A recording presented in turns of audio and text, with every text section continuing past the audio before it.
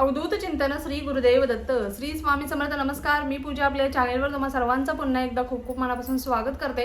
तुमच्या सगळ्या इच्छा स्वामी महाराज लवकरात लवकर पूर्ण करत ही स्वामींच्यानी प्रार्थना करते व आजच्या आपल्या व्हिडिओला सुरुवात करते. बघा, उद्या आहे वैशाख पौर्णिमा. वैशाख पौर्णिमेचं अतिशय महत्त्व आहे. वैशाख पौर्णिमेनिमित्त कोणकोणत्या सेवा करायच्या, माता लक्ष्मीला प्रसन्न करण्यासाठी आपण कशा पद्धतीने सेवा करू शकतो, कोणकोणत्या सेवा करू शकतो, भगवान विष्णूंची सेवा कशी करू शकतो, उद्याच सत्यनारायण करायचं आहे, सत्यनारायण कसा करायचा, कशा पद्धतीने करायचा, या संबंधीची माहिती आपण कालच्या व्हिडिओमध्ये पाहिलेली आहे. बरोबर. आज आपण पाहणार आहोत घरामध्ये वैशाख पौर्णिमेनिमित्त अद्भुत असा उपाय कशा पद्धतीने करायचा आहे, जो उपाय केल्यामुळे आपल्या घराला जो नजरदोष लागतो, वास्तुदोष असतो, घरामध्ये सतत कटकटी होतात, सतत भांडणं होतात, वाईट बाधा असते, या सगळ्यातून आपल्याला सुटका मिळेल असा कोणता उपाय आहे हेच आजच्या व्हिडिओमध्ये आज आपण पाहणार आहोत. त्यामुळे व्हिडिओ स्किप न करता शेवटपर्यंत पाहायचा आहे. बघा, आपण भरपूर काबाड कष्ट करतो, सगळं काही करतो, पण घरात आल्यानंतर रखरख वाटते. आपल्या घरामध्ये स्वतःच्याच घरामध्ये आपल्याला येऊ वाटत नाही. तर असं कशामुळे होतं? चिडचिड होते. किंवा आता अमावस्या पौर्णिमा आली की घरातला एखादा आपला पुरुष असतो, कर्ता पुरुष असतो, उगाच काहीतरी वेडवाकडं वागायला लागतो. घरातला आपला मुलगा मोठा झालेला आहे किंवा मुलगी मोठी झालेली आहे आणि घरात उगाच अतिशय शांत आहेत, पण अमावस्या पौर्णिमा तोंडावर आली की यांचे वेगळेच गुण पाहायला आपल्याला मिळत असतात. म्हणजे वेगळ्याच प्रकारे त्यांची वागणूक असते, वेगळ्याच प्रकारे त्यांचं वर्तणूक असतं, असभ्य भाषा असते, चिडचिड करत असतात, तंटा करत असतात. तर कशामुळे? आपल्या घरामध्ये कुठेतरी वाईट दोष आहेत, आपल्या घरामध्ये कुठेतरी वाईट बाधा आहे, आपल्या घरामध्ये काहीतरी आहे, नजर दोष आहे, निगेटिव्हिटी आहे, यामुळे होत असतं.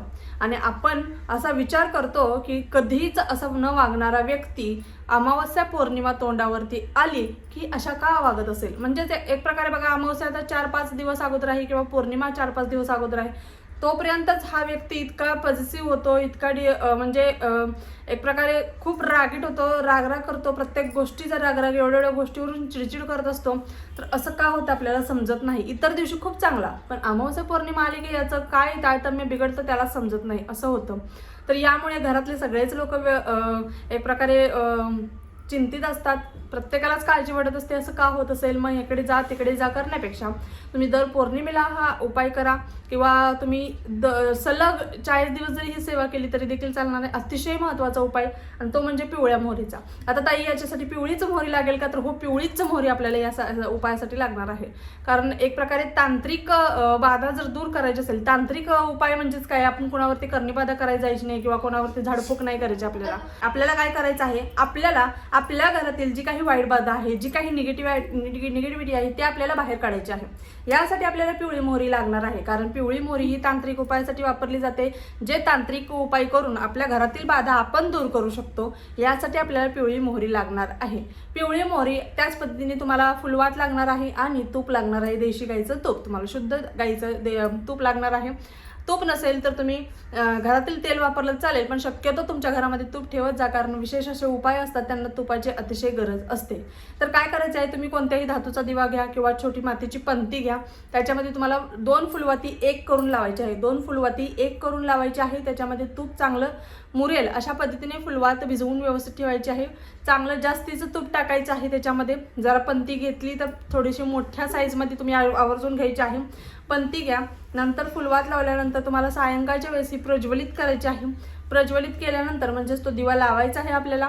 लावल्यानंतर टॉयलेट बाथरूम सोडून घरातील प्रत्येक रूममध्ये, मग तुमची बेडरूम असेल, कितीही बेडरूम असेल, 2, 3, 4 किंवा बेडरूम नसेल, 1 RK रूम असेल, तुमचं किचन, तुमचा हॉल, अशा पद्धतीने तुम्ही सगळ्या कानाकोपऱ्यामध्ये फक्त टॉयलेट बाथरूम सोडून प्रत्येक कानाकोपऱ्यामध्ये दिवा घेऊन फिरवायचा आहे. दिवा घेऊन फिरायचं आहे आपल्याला ते.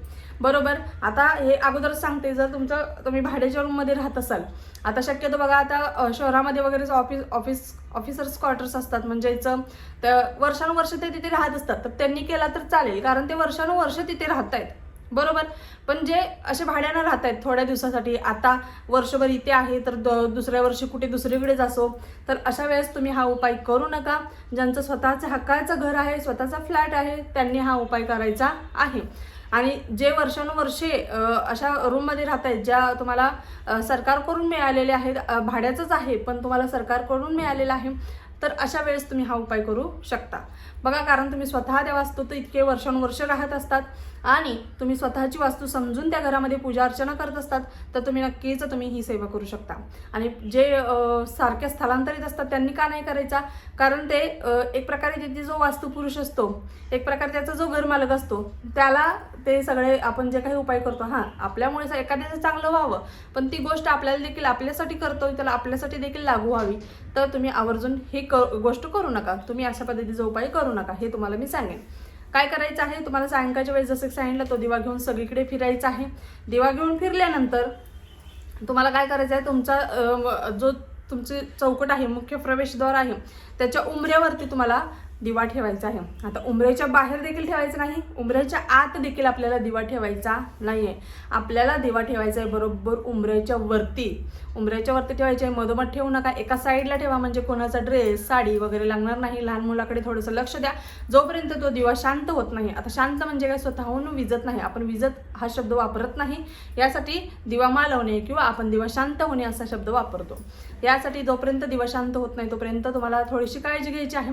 आता फ्लॅट सिस्टीम असेल तर सेफ्टी डोअर लावल्याशिवाय आपल्याला चालत नाही, तर आम्ही काय करू बघा, हा उपाय करताना सगळ्या खिडक्या दरवाजा सगळं उघडं ठेवायचं आहे, कारण हवा खेळती हसायला हवी आपल्या घरामध्ये. एक एक घर असं असतं की त्या घरामध्ये हवा यायला सुद्धा जागा ठेवलेली नसते त्यांनी, म्हणजे सतत ते बंद करून कोंडून राहत असतात, आणि अशा घरामध्ये निगेटिव्हिटी यायला फारसा वेळ लागत नाही.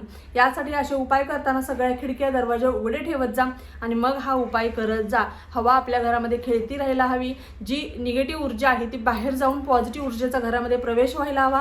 यासाठी कायम लक्षात ठेवा, थोडा का वेळ होईना आपल्या घरामध्ये हवा खेळती असायला हवी. त्यामुळे हा उपाय करताना देखील दरवाजा वगैरे व्यवस्थित ओपन ठेवा.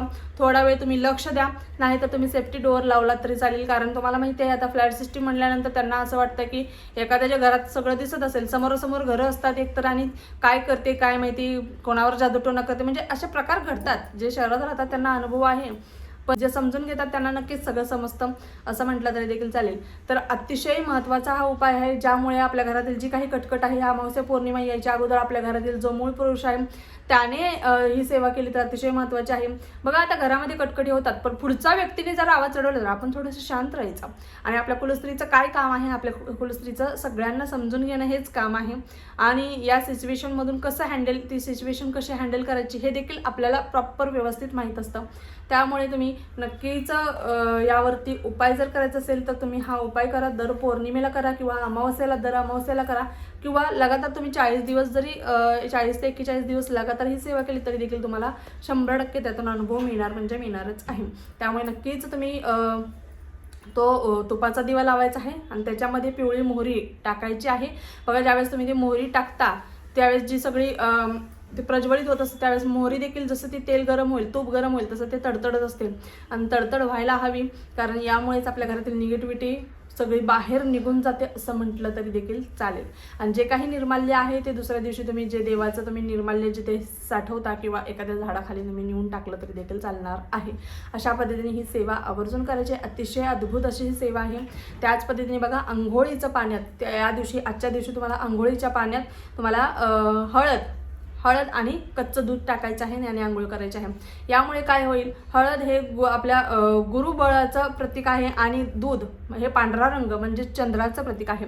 त्यामुळे आपला गुरुबळ आणि चंद्रबळ चांगलं होण्यासाठी, आपल्या कुंडलीतील गुरुबळ स्ट्रॉंग राहण्यासाठी आपल्याला ही सेवा आवर्जून करायची आहे. म्हणजेच पाण्यामध्ये थोडीशी हळद आणि थोडंसं कच्चं दूध टाकून आपल्याला आंघोळ करायची आहे. थोडंसं म्हणजे चमच्याभर, थोडंसं 2-3 थेंब टाकतो अशा पद्धतीने टाकायचं आहे आणि आंघोळ करायची आहे. अशा पद्धतीने तुम्ही नक्कीच वैशाख पौर्णिमेच्या दिवशी या अद्भुत अशा सेवा करायला विसरू नका. कालच्या ज्या सेवा सांगितल्या त्या देखील करायला अजिबात विसरू नका. व्हिडिओ आवडला असल्यास व्हिडिओला लाईक करा, शेअर करा, सबस्क्राईब करा. पुन्हा एकदा भेटू अशाच एका नवीन व्हिडिओसोबत. तोपर्यंत झालेली सेवा स्वामींच्या रुजू करते. श्री स्वामी समर्थ. धन्यवाद.